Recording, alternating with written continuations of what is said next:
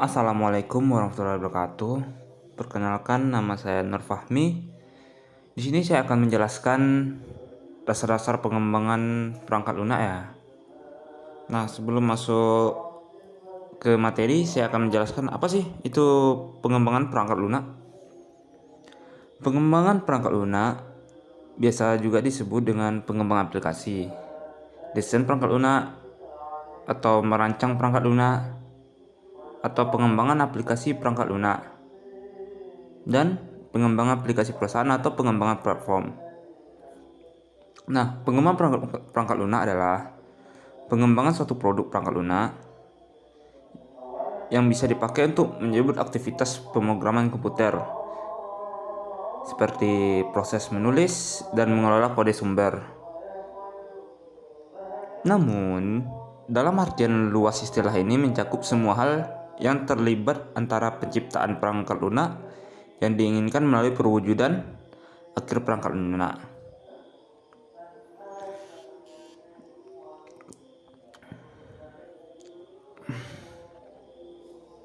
Perangkat lunak juga bisa dikembangkan untuk berbagai tujuan. Ada 3 tujuan yang paling umum.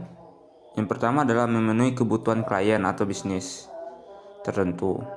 Seperti ini biasa juga disebut dengan perangkat lunak custom. Yang kedua, memenuhi persepsi kebutuhan sejumlah pengguna potensial. Biasa juga disebut perangkat lunak komersial dan terbuka, seperti OS Linux ya, terbuka atau gratis. Dan yang ketiga, memenuhi kebutuhan pribadi, misalnya untuk seperti ilmuwan menulis dan lain-lain. Ada juga pengembangan perangkat lunak tertanam. Perangkat lunak tertanam adalah pengembangan perangkat lunak tertanam seperti yang dipakai untuk mengontrol produk konsumen, membutuhkan proses pengembangan yang terintegrasikan dengan pengembangan produk fisik yang dikontrol. Nah, sekian dari penjelasan saya, dasar-dasar pengembangan perangkat lunak, definisinya. Baiklah, saya akan melanjutkan ke materi. Materi yang pertama adalah konsep pengembangan sistem. Yang pertama, berdasarkan metodologi yang digunakan untuk pengembangan sistem. Metodologi yang pertama adalah pendekatan klasik. Pendekatan klasik yaitu mengembangkan sistem dengan mengikuti tahapan-tahapan di sistem life cycle. Yang kedua, pendekatan terstruktur. Pendekatan terstruktur adalah menyediakan sistem tambahan untuk berupa alat-alat dan teknik untuk mengembangkan sistem di samping tetap mengikuti ide dari sistem life cycle.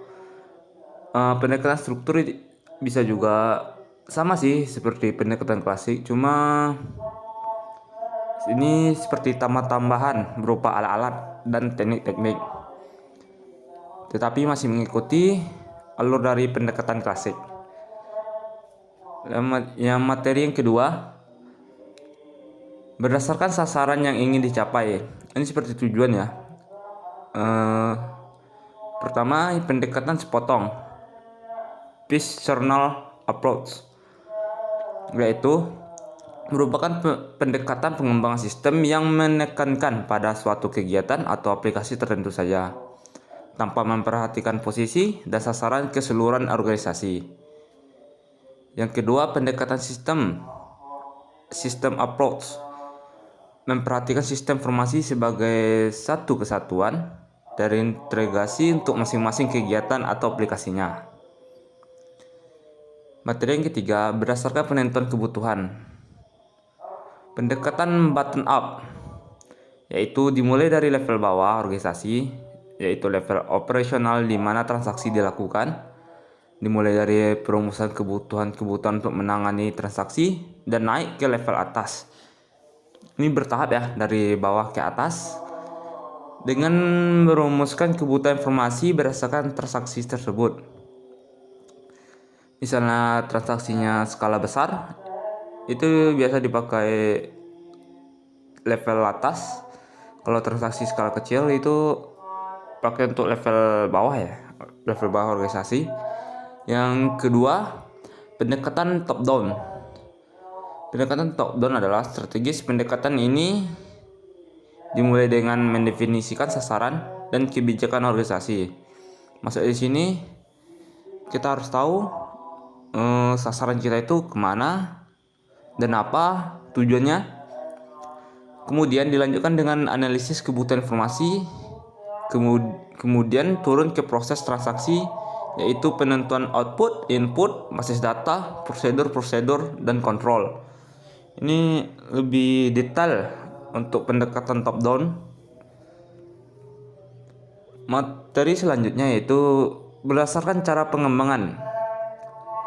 Yang pertama, pendekatan sistem menyeluruh, yaitu merupakan pendekatan yang mengembangkan sistem serentak secara menyeluruh. Yang kedua, pendekatan sepotong.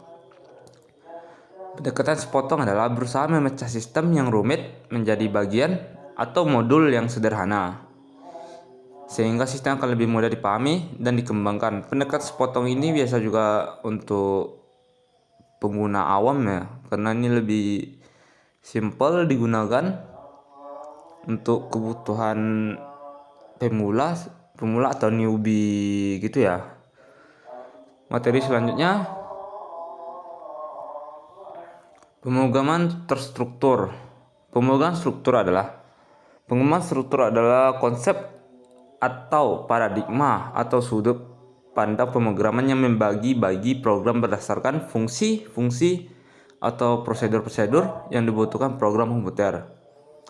Modul-modul dibuat dengan mengelompokkan sebuah prosedur atau fungsi dari proses tertentu. Teknik struktur merupakan pendekatan formal untuk memecahkan masalah-masalah dalam aktivitas bisnis menjadi bagian-bagian kecil yang dapat diatur dan berhubungan untuk kemudian dapat disatukan kembali menjadi satu kesatuan yang dapat dipergunakan untuk memecahkan masalah.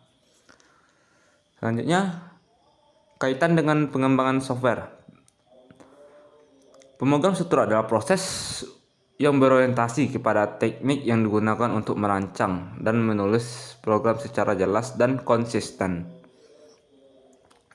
Pemodelan data merupakan suatu teknik yang berorientasi kepada data dengan menunjukkan sistem hanya datanya saja, terlepas dari bagaimana data tersebut akan diproses atau digunakan untuk menghasilkan informasi. Yang ketiga, rekayasa informasi merupakan perpaduan dari pemodelan data dan proses, juga memberikan penekanan baru terhadap pentingnya perencanaan sistem informasi.